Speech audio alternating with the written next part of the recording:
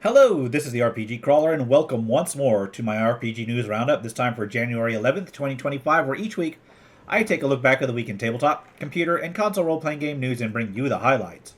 As always, we will start with computer and console role-playing game news. It looks like Mercenaries Lament, Requiem of the Silver Wolf is set to release on Steam this month. It'll be targeted for January 23rd, 2025, and will be another entry into the ongoing tactical RPG Mercenaries series. Action roguelike Raven's Watch is set to hit the Nintendo Switch on January 23rd. On the same day, a free update will also be released to the platforms it's currently out on. It has been available on the PC, PS4, and PS5, as well as the Xbox One and Series X/S since earlier this year. Co-Ridden is set to launch on January 29th. It'll target the PC and be an action co-op RPG with local and online play for up to 4 players. It features artifacts that give the characters the ability to transform into any monster they defeat. Defender's Quest 2, Mists of Ruin, is set to hit on January 30th. It was originally announced way back in 2013. It will target the PC with the PS4, PS5, and Switch versions to come later. It will be a sequel to the tower defense RPG Defender's Quest. Elden Ring Night Rain is currently having a closed beta network test set up from February 14th to the 17th. It will be going on the PS5, the Xbox Series X/S, and those interested can sign up now. I'll leave a link leave a link below as usual.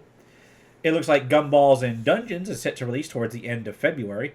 Looks like it will be a free-to-play roguelike casual game. It also seems to have been available on mobile platforms elsewhere already, so there's that. Dragonkin, The Banished, is going to hit early access on March 6th.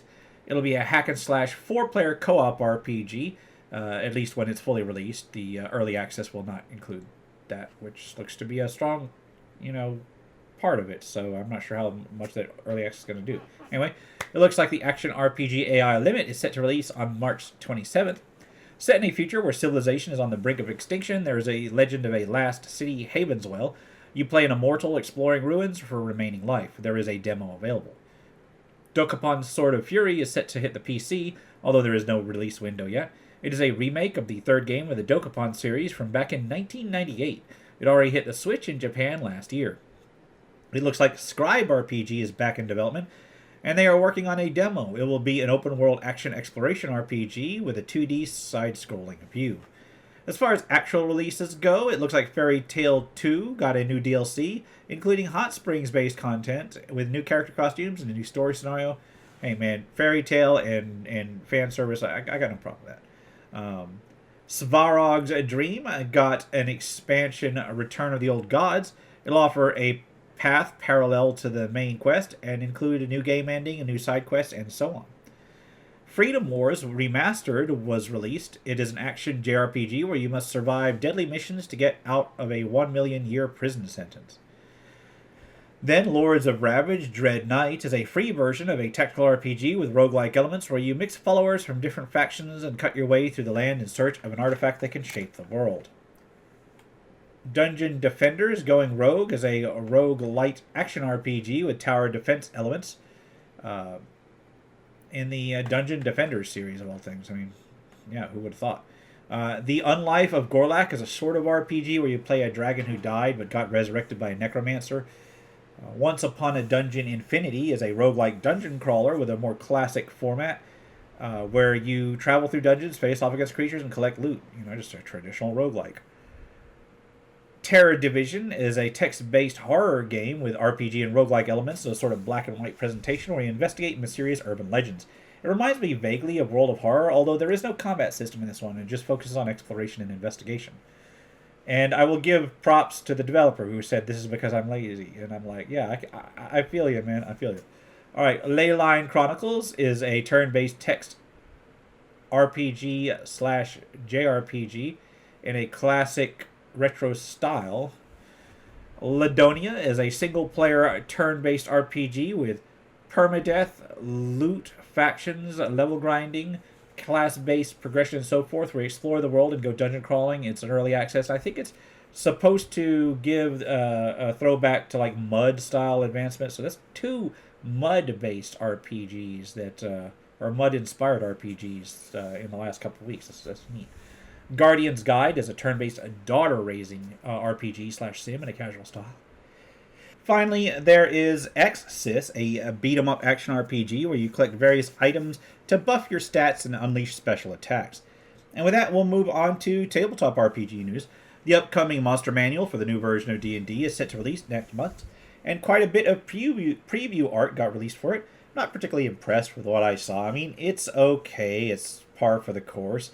I did find it amusing, however, that they've put male versions in some traditionally female depicted monsters, including, I must note, some that already had male versions out there and have had male versions in past D&D. There was a male Medusa called, I believe it was like the Madar back in 2nd edition.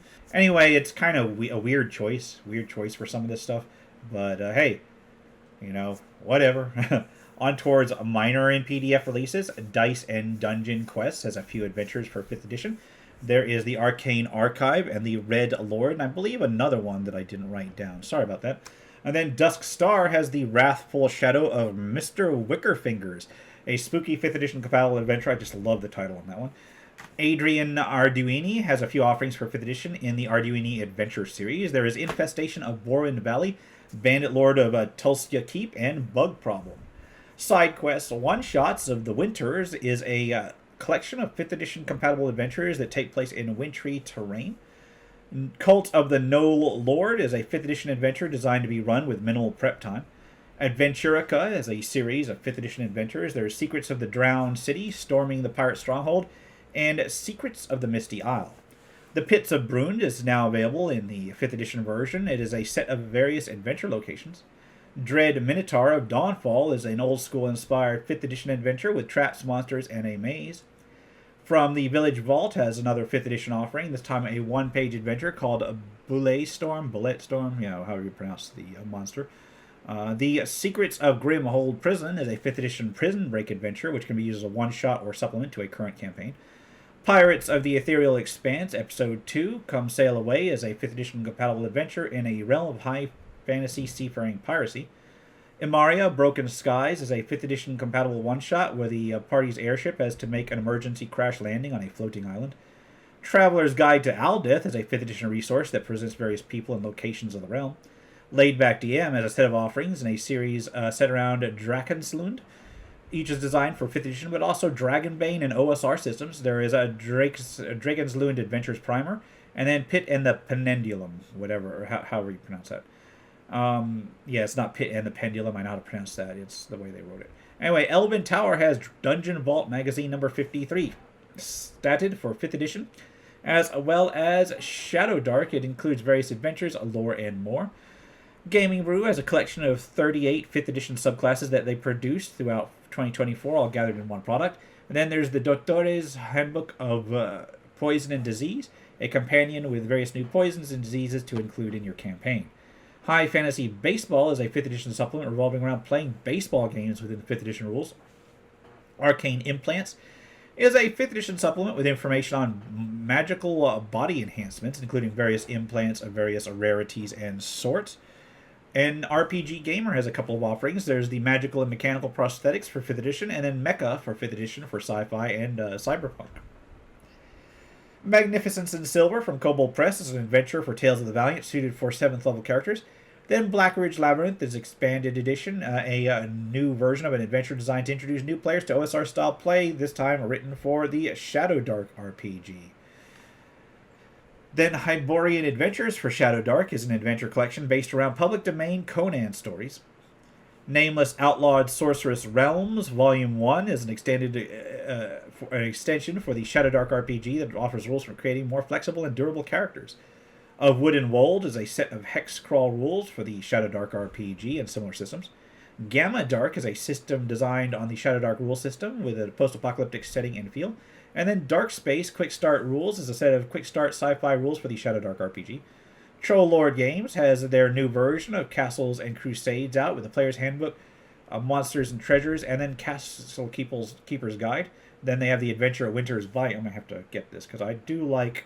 I like Castles and Crusades. It's just I rarely get a chance to actually run the damn thing. Wondrous and Perilous Adventures, Furvik's Destiny is an OSR adventure dealing with a strange goblin sorcerer. The Lamp of Paths is an outdoor and dungeon adventure for Old School Essentials dealing with a dangerous swamp. Night Hunter is a new character class as well as a one-on-one adventure for Old School Essentials revolving around a monster hunter. Ildmara, the Goblin Gate, is an offering for the Rollmaster system dealing with the Goblin Gate and its surroundings.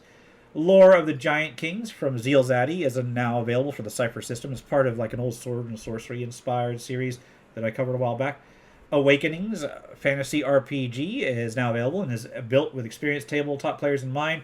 There's a player guide, a DM guide, or a GM guide, and then a combined version with both. There's also episode 1 of the Blood Plague campaign available to play it in, so there's that. Let's Go Adventuring is a tabletop RPG designed to play with an audience of young children, and is a simplified rule set designed for teaching. Grimlore Portal Tales is a dark fantasy adventure game designed around exploring dungeons, delving into wilderness areas, and designing characters strategically. Rivers of London Jimmy's Last Dance is a scenario for Rivers of London RPG.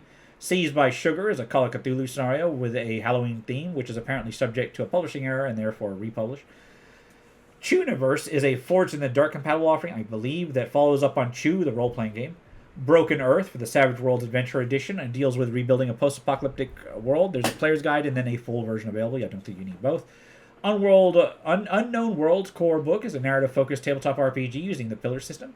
Perpetual Reign Final Edition is an OSR-style cyberpunk-inspired tabletop RPG and focused on criminal conspiracies, heists, shadowy dealings, and so forth. Mutant Bestiary Volume 1 is a third-party collection of 50 creatures for the Mutant Year Zero RPG.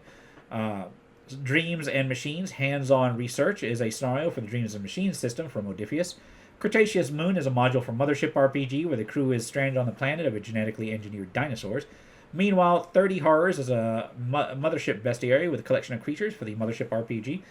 Finally, there is Axolotl with a Gun, a short RPG about amphibians with arsenals that I just had to cover because it's an axolotl and it has a gun. Anyway, with that, let's move on to crowdfunding campaigns. Remember, contributing to a crowdfunding campaign should be done only at your own risk. Doing so is no guarantee of even receiving a product. Mentioned here is not an endorsement, but is for informational purposes only. We will cover a few apparently computer and console related crowdfunding campaigns. There is A Devil's Soul, which looks to be an epic RPG, currently developing a demo. Deep Space Facility Outcast will be an action RPG set in a dark fantasy world set in a derelict space station. Then you have Rad Venture, which looks to be an RPG/adventure set in a comedic fantasy land focusing on meta-narrative. It'll be presented in HD 2D style with tabletop RPG-inspired characters. There is a demo available for that. And then while not strictly a standalone game in and of itself, there's Dungeon Master's Companion, which will be a computer-based 5th edition organizer for Dungeon Masters. Osmoria will be a pair of new tabletop adventures for 5th edition Rise of the Ember Queen and Twilight Lantern, included in the same crowdfunding. Odyssey of the Wave Jumper will be a level 1 5th edition adventure with the heroes being shipwrecked on an evil island. Vault of the Forgotten Gods will be a modular dungeon crawl for 5th edition. Gone Snowballin' looks to be a winter one-shot for 5th edition, dealing with apparently a snowball battle. The Mysterious Cave will be a 5th edition one-shot with a mystery and horror theme. The Carnival of Shadows looks to be a 5th edition adventure dealing with a carnival set up in the heart of an abandoned forest. Grab and Go Encounters number 2 will be a collection of 5 5th edition encounters, complete with digital maps. Earthvalis, I think, is pronounced. Shattered Pantheon looks to be a codex for 5th edition with a setting with powerful artifacts, magic items, materials, lore, etc. And I'm not going to write it down properly because I don't know where the thorn is to get it in the deal, so you'll have to look up it like Shattered Pantheon below. And isn't Thorn pronounced? Yeah, Thorn pronounced ith with a th. So it's like Earthvalis. Anyway, Greek Mythology Classified Volume 4 offers 2 new 5th edition classes inspired by Greek mythology: Aphrodite, and Hera. 100 unique factions is exactly what it says on the title. A collection of factions for 5th edition ranging from guilds to cults to great houses and so forth. Craft and Conquer will be an expansion to crafting rules for 5th edition, including rare materials, enhanced items, and so on. There is Accessory Craft, looking to create a system for crafting accessories in D&D, focusing around rings, amulet, trinkets, and relics, etc. Epic 5th edition supplements will be looking to fund a collection of battle maps, lore, NPCs, etc. for that system. Crazy Companions will be a collection of mounts, familiars, pets, companions, and so forth for the 5th edition. Moonward's Magical Menagerie and Book of Natural Magic No. 3 will be a pair of 5th edition compatible offerings. One with magical items and one with rare herbs, creatures, and crafting secrets. Tales of the Valiant Monster Vault 2 will look to fund even more monsters for the Tales of the Valiant RPG and compatible systems. White Box Cyclopedia from James Spawn will look to collect James Spawn's white box base material along with the core white box rules, all in one book.